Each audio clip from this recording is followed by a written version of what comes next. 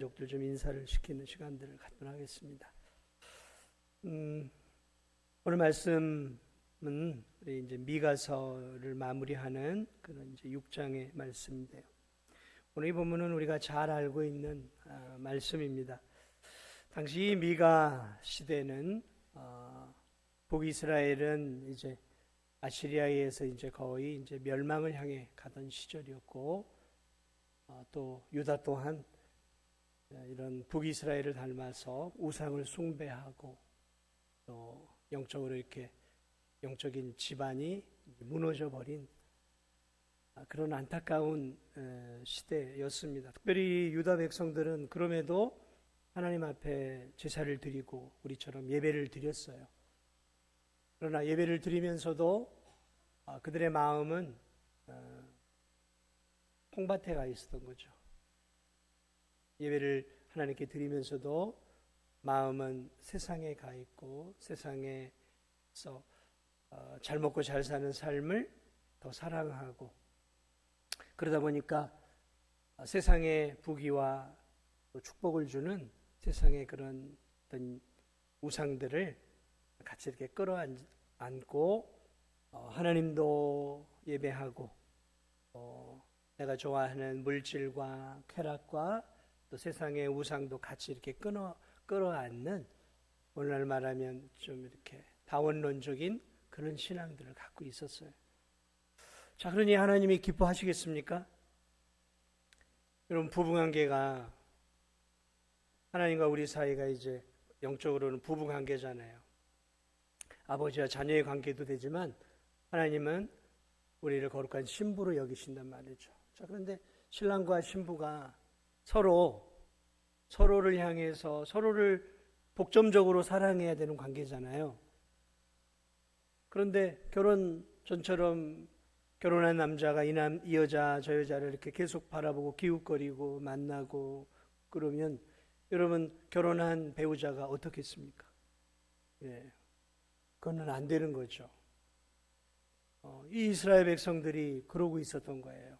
예배도 드리고 나는 헌물도 드리고 그러면서도 또 눈을 딴 집 여자에게 돌리는 것처럼 딴 데 마음을 두고 거기서도 이렇게 우상도 이렇게 끌어안고 또 세상도 사랑하고 한편으로는 하나님의 복도 원하고 세상의 복도 원하면서 양다리를 걸치면서 그렇게 살아가고 있습니다.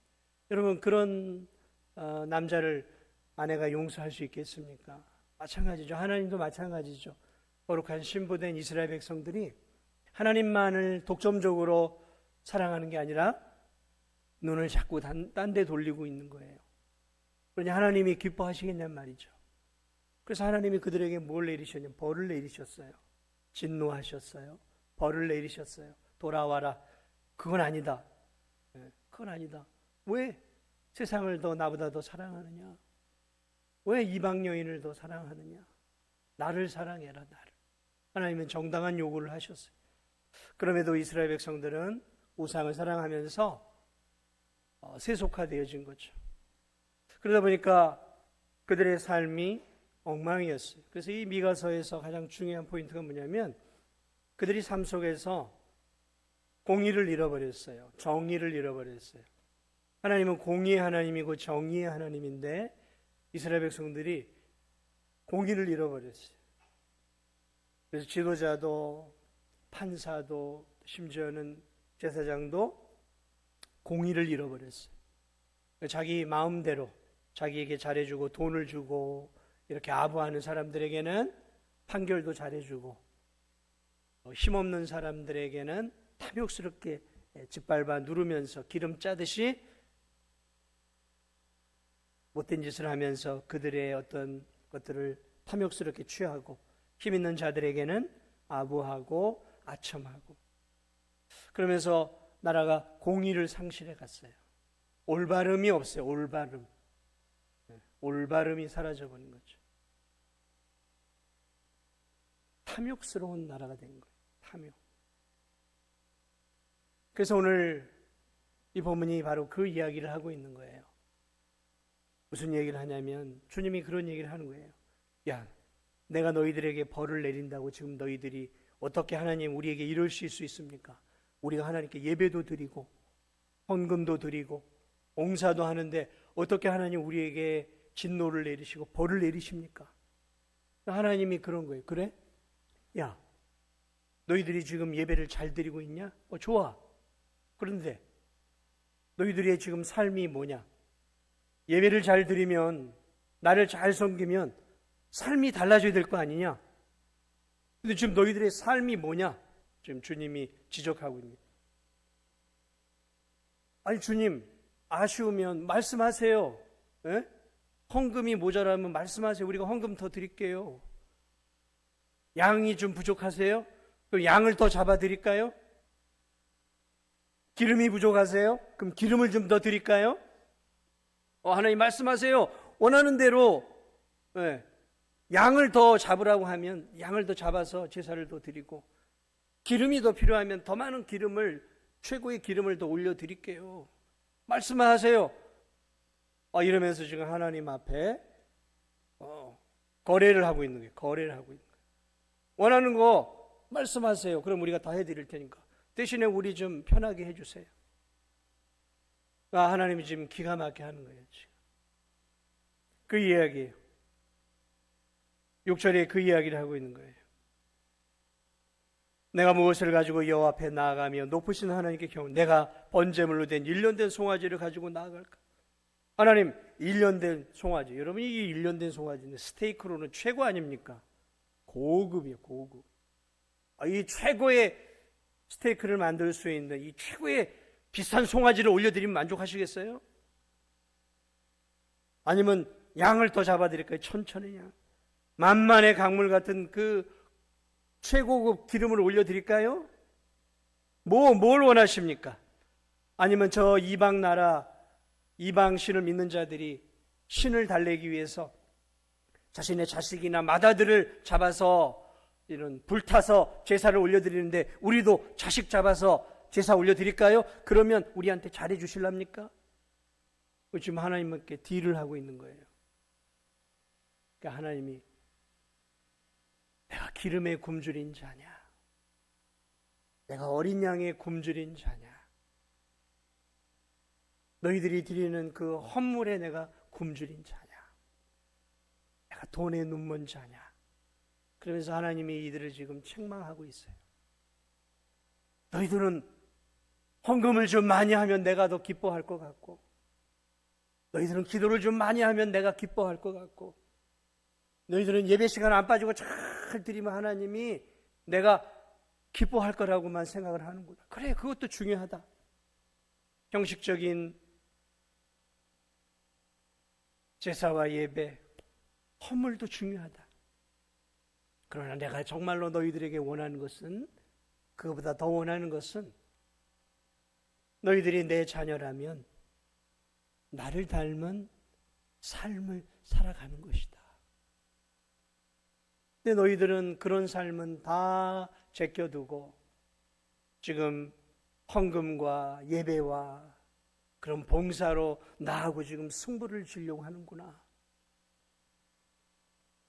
좀 그러면서 지금 하나님이 이 죄악된 이스라엘 백성들을 향해 가르치고 있는 거예요. 가르치고 있는 거예요. 지금 이들은 뭔가 자신들이 가지고 있는 것들을 하나님 앞에 더 많이 드리면 하나님이 감동을 하시고 자신들이 살아가는 그 죄악된 삶은 다 덮어줄 거라고 생각하는 거예요. 인본주의적인 생각이죠. 인본주의적인 생각. 우린 다른 사람들과의 관계 속에서 내가 좀 부족한 게 있으면 밥을 한 끼를 더 대접하고 선물을 주면서 내 부족함을 이렇게 덮잖아요. 때로는 뇌물을 주면서 내 부족함을 덮는단 말이죠. 세상에서는 이게 통할 수 있어요. 그런데 하나님과 거래를 하려고 한다면 그건 안 되는 거예요. 근데 우리가 종종 그런 실수들을 해요. 세상에서의 삶은 내가 좀 엉망으로 사니까 내가 교회 안에서 좀 더 봉사하고 좀 예배 잘 드리고 헌금 잘 드리면 하나님이 내가 일주일간 살아가는 삶 속에서 좀 죄를 짓더라도 내가 교회에서 열심히 하면 요것으로 하나님 잘못된 삶을 딱 퉁칠 수 있지 않겠어요? 거래를 하려고 해요. 거래. 이걸 거래라고 합니다. 그럼 하나님이 그래? 좀 내가 미치는 것 같지만 오케이. 네가 이렇게 헌금 많이 드리고 봉사도 열심히 하고 예배도 잘 드리고 그러면 네가 일주일 동안에 거짓말도 하고 사기도 좀 치고 불의하게 돈도 벌고 탐욕스럽게 좀 약한 사람 찍어 누르는 거 내가 다 용서해 주마. 하나님이 그런 하나님이십니까? 오늘 이 이스라엘 백성들은 하나님을 그런 하나님으로 알고 있었어요. 네. 나의 부족을 그렇게 넘어가려고 하는 것이죠. 근데 오늘 우리 주님이 그렇게 말하고 아니야, 그렇지 않다. 내가 정말로 원하는 것은 잘 드리는 예배도 중요하고 마음을 담는 헌물도 중요하다. 신실하게 몸된 교회를 섬기는 것도 중요하다. 그러나 또 다르게 중요한 게 있는데 그것은 세상에서의 삶 속에서 나의 자녀다운 인성과 나의 자녀다운 인간성과 나의 자녀다운 인품을 드러내는 그런 삶을 살아야 된다. 여러분, 우리 기독교가, 한국 기독교가 많이 실패한 것 중에 하나가 이 부분이에요. 교회에서는 천사 같은데 이 직장에서는 얄짤없는 아주 냉혈한 성도들이 있어요. 교회 안에서 성도들에게는 후덕하고 인격적이고 웃음을 가득 지은 멋진 신사고 숙녀인데 직장에서는 아주 밑에 있는 동료들이나 아주 이렇게 막 매섭게 이렇게 몰아붙이고 강력한 경쟁들을 통해서 짓밟고서라도 내가 올라서려고 하는 그런 집요함들을 가지고 있는 성도들이 있어요. 교회 안에서의 모습, 주일의 모습과 6일간의 삶의 모습이 너무 차이가 나는 거예요. 이게 미가 시대의 이스라엘 백성들의 모습이었어요. 이 사람들은요, 교회 안에서는 막 하나님께 막 드렸어요. 드리고 예배 드리고. 그런데 나가서는 무슨 짓을 했냐면 이 미가서 1장에 이렇게 쭉 보면 약한 사람들, 힘없는 사람들, 과부, 고아, 나그네 이런 사회 약자들을 목을 쥐면서 쥐어짜면서 자신들의 탐욕을 채웠어요. 탐욕을 채웠어요. 지도자들, 권력 있는 사람들 불의하게 돈을 모았어요. 불의하게. 그래서 이 미가 시대에 공의가 사라졌어요. 공의가 사라졌어요. 오늘 주님이 원하시는 게 무엇일까? 8절에 그런 말씀을 사람아 주께서 선한 것이 무엇임을 내게 보이셨나니. 그러면서 이스라엘 백성들에게 오늘을 사는 우리에게 주시는 말씀이에요. 이렇게 좀 살아다오. 여호와께서 내게 구하시는 것은, 내게 여호와가 너에게 원하는 것은 오직 정의를 행하며 인자를 사랑하며 겸손하게 내 하나님과 함께 행하는 것이 아니라 세 가지를 이야기합니다. 정의롭게 살아라. 이것을 좀 더 쉽게 얘기한다면 올바르게 살라라는 거예요. 올바르게. 어떤 면에서는 법대로 살라는 이야기일 수도 있고 어떤 면에서는 상식적으로 좀 살았으면 좋겠다는 얘기죠. 어떤 면에서 이걸 다른 말로 하면 최소한의 윤리와 도덕의 범주를 벗어나지 말아라. 그리스도인이 돼서 상식적이지 못하게 살아간다면, 상식은 예수님 믿고 안 믿고의 문제가 아니잖아요. 최소한의 윤리, 도덕은 예수님 믿고 안 믿고의 문제가 아니잖아요. 양심적으로 사는 것은 예수님 믿고 안 믿고의 문제가 아니에요. 이건 사회 기본 룰이에요. 룰. 그런데 성도들이 양심에 반하고 상식적이지 못하고 최소한의 도덕과 윤리의 삶조차도 살지 못한다고 하면 오늘 이들은 윤리도 상식도 최소한의 도덕도 다 무너뜨리는 삶을 살고 있었던 것이죠. 사랑하는 여러분, 그리스도인답게 산다라고 하는 것은 하나님 자녀답게 사는 것이죠. 그러면 우리는 교회 안에서도 덕스러운 그리스도인이 되어야 하지만 교회 바깥에서도 덕스러운 그리스도인이 되어야 합니다. 예, 덕스러운 그리스도인. 왜냐하면 세상 사람들은 여러분을 통해서 하나님을 평가하고 예수님을 평가하고 교회를 평가하죠. 그렇지 않습니까? 세상 사람들은 나를 통해 하나님을 평가해요.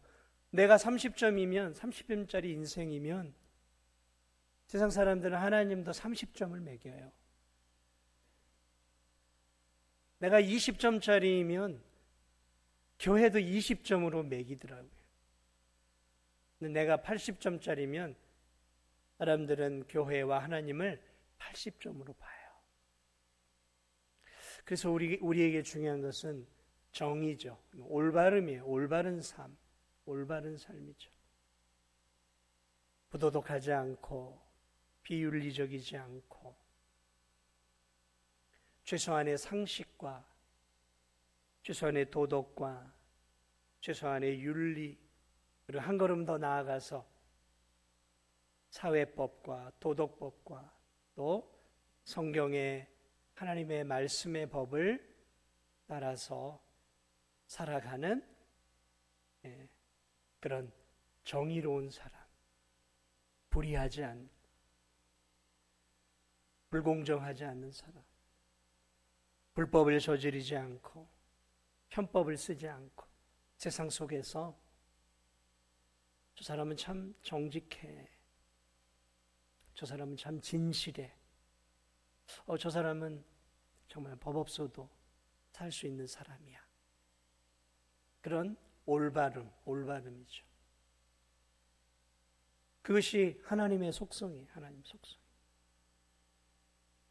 그런 삶을 살아갈 수 있는 우리 성도들이 되시기를 주님의 이름으로 축복을 드립니다. 또 하나는 헤세드, 인자를 사랑하며 헤세드. 이게 뭐냐면 하나님의 사랑이죠. 하나님의 사랑. 그러니까 자비의 삶, 긍휼의 삶이죠. 사람은 올바름 하나로만은 평가해서는 안 되는 거죠. 성도는 올바름의 가치를 추구해야 되지만 그거 하나로 그리스도인을 정의할 수는 없어요. 거기에 이제 또 하나가 필요합니다. 그것은 사랑이죠. 하나님이 사랑의 하나님이고 공의의 하나님이듯 성도들도 정의를 지켜야 하고 또 하나는 사랑의 삶을 살아야 하는 거죠. 저는 이 시대의 교회와 이 세상에 그리스도인들이 살아야 할 최고의 덕목을 저는 사랑이라고 생각을 합니다. 사랑을 한마디로 표현할 수는 없어요. 성경은 사랑을 자비로, 친절로, 관심과 돌봄과 나눔으로 다양하게 표현을 하고 있습니다. 오늘 이 시대에 우리 교회 교우들에게 필요한 것이 무엇일까? 요즘은 외로운 성도들이 참 많아요. 아니, 사회 자체가 너무 이렇게 고립되어 있습니다. 그래서 홀로 살아가는 사람도 많고 또 홀로 고립되어 있는 사람도 생각보다 많습니다. 요즘은 젊은이들도 많이 홀로 고립되어 있어요. 나이든 노인들만이 아니라 요즘은 젊은 세대들도 삶을 포기한 채 이렇게 홀로 고립되어서 살아가는 사람들이 생각보다 많습니다. 사랑이라고 하는 것을 우리가 다른 것으로 표현을 한다면 저는 관심을 갖는 것이라고 생각해요. 몇 가지로 표현하면 관심을 갖는 것이죠. 저는 우리 성도들이 구역 식구들도 마찬가지고 구역장만 성도들에게 이렇게 관심을 기울이는 것이 아니라 우리 중직들은 특별히 또 이렇게 좀 돌아봐 주셔야 돼요. 돌아봐 주셔야 됩니다. 전화도 한 번씩 해주시고 또 문자도 한 번씩 보내주시고 어떻게 지내는지 관심을 기울여 주셔야 합니다. 왜냐하면 홀로 이렇게 나는 혼자다라고 생각하는 그리스도인들이 세상에 참 많습니다. 그래서 사랑의 다른 표현이 관심이죠.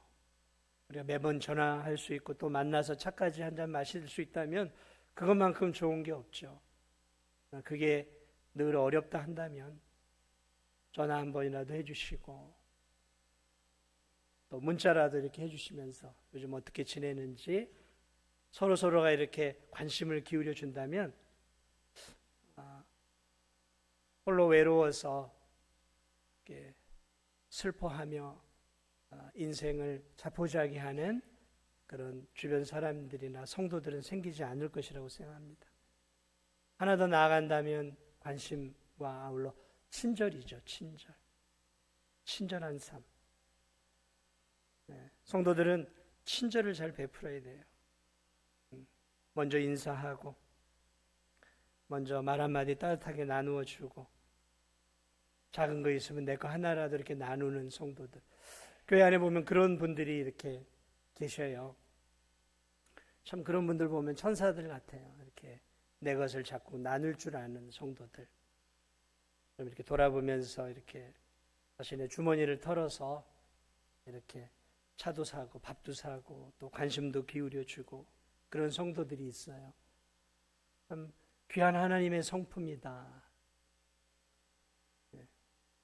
친절을 베푸는 삶.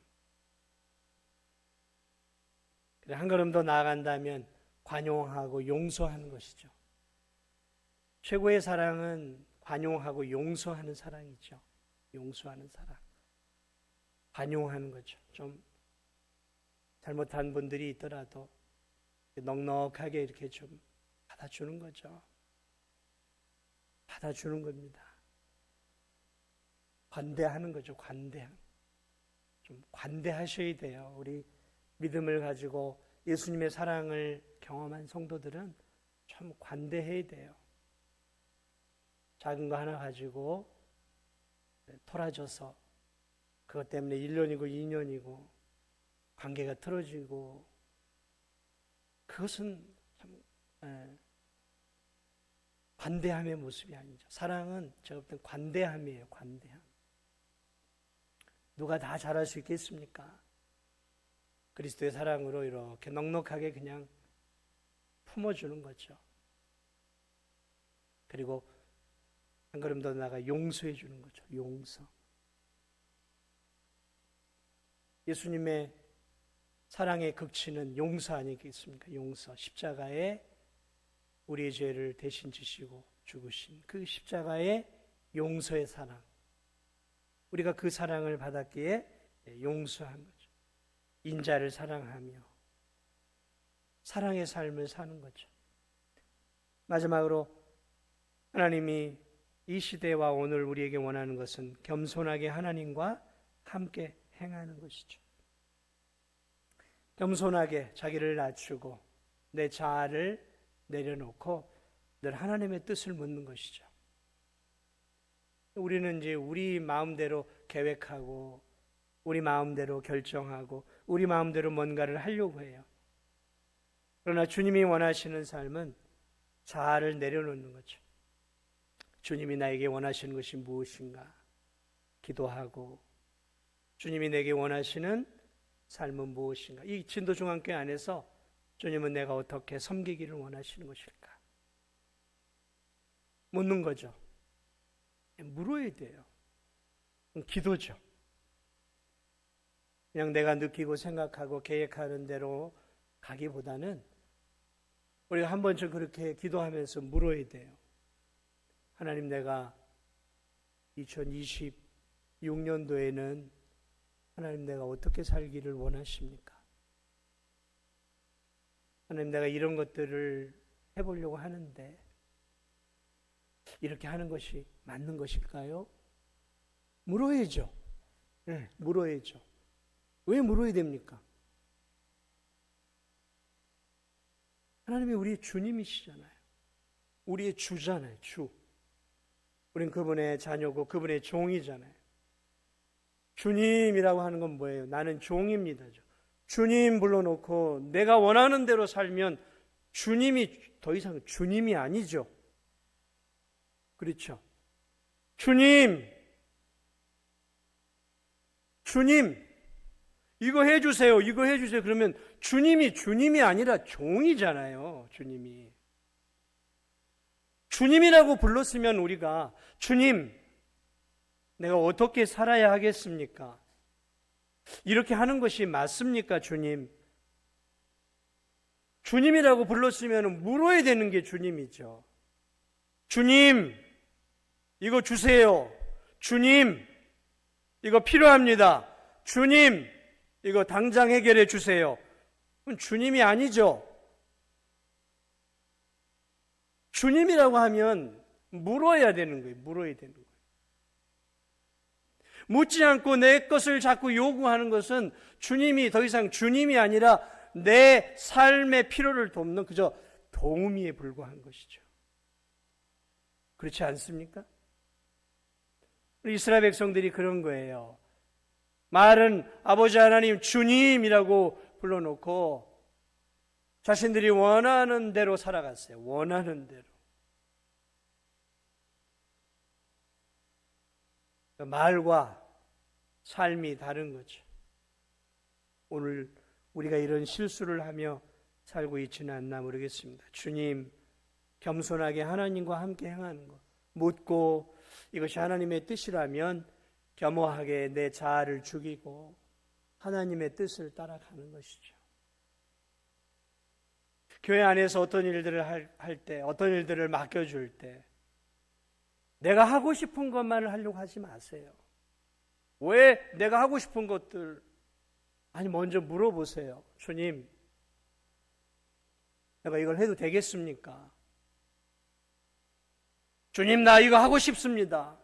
이 부서 맡고 싶습니다. 이거 하고 싶습니다. 이거 하고 싶습니다. 그건 내가 주가 돼버리는 거잖아요. 뭔가를 교회가 이렇게 요구하고 할 때 내 생각, 내 결정을 먼저 주장하지 말고 주님께 물어보세요. 주님, 어떻게 하면 좋겠습니까? 묻고 묵상하고 기도해 보세요. 그리고 결정해도 늦지 않잖아요. 교회 안에 자꾸 분란이 일어나는 것은 자꾸 내 뜻대로 움직이려고 하는 거예요. 내 뜻. 내가 원하는 대로 하려고 하는 거예요. 교회 안에서 내가 원하는 대로. 그러면 여러분, 우리 모두가 자기가 원하는 대로 한다고 하면 교회가 어떻게 되겠습니까? 직장에서도 마찬가지죠. 겸손하게 하나님과 함께 행하는 것. 자기를 낮추고 주의 음성에 내 귀를 기울이고 주님이 내게 원하시는 삶이 무엇인지 겸허하게 말씀에 귀를 기울이고 미세한 주의 음성을 들으면서 내 자아를 낮추고 내 욕심을 죽이면서 주의 뜻을 따라 한 성도 한 성도들이 주의 뜻을 살아갈 때 여러분, 그 교회는 얼마나 아름다운 교회가 될 수 있겠습니까? 목회자와 모든 성도들이 자아를 죽이고 내 욕심을 내려놓고 내 뜻을 먼저 내려놓고 하나님께 기도하면서 주님 원하시는 대로 한번 살아보고 주님이 원하시는 대로 순종해 보고 싶습니다라고 우리가 우리 자아를 내려놓고 겸허하게 주의 뜻을 따라서 성도들이 그렇게 사랑하는 성도들이 한 성도 한 성도 늘어날 때 참 그 교회는 작은 천국이 되겠죠. 말씀을 마무리합니다. 오늘 하나님이 우리에게 원하는 참 아름다운 예배, 헌신을 다해 드리는 헌물, 또 몸된 교회를 향한 봉사 중요합니다. 그러나 그것만큼 그거 이상으로 더 중요한 것은 우리가 우리의 삶 속에서 하나님의 성품을 드러내야 돼. 삶 속에서 하나님의 인격을 내 삶 속에서 드러낼 수 있어야 돼. 나를 통해 나의 드러나는 인간성을 통해서 그리스도의 향기로운 성품이 드러나야 하고 나의 삶 속에서 하나님의 정의와 공의와 올바름이 드러나야 하고 나의 삶 속에서 내 자아가 드러나는 것이 아니라 나의 삶 속에서 예수님이 드러나고 말씀이 드러나는 삶, 그것을 오늘 여호와께서 오늘 이 이스라엘 백성들에게 그리고 오늘 사는 저와 여러분에게 원하심을 우리들이 기억하면서 아무쪼록 우리 귀한 성도들이 교회 안에서만 훌륭한 성도가 아니라 교회 안에서도 훌륭한 성도가 되시고 교회 바깥에서도 훌륭한 정말 존경받는 그런 믿음의 삶을 살아가시는 그런 우리 성도들이 다 되시기를 예수 그리스도 이름으로 축복을 드립니다.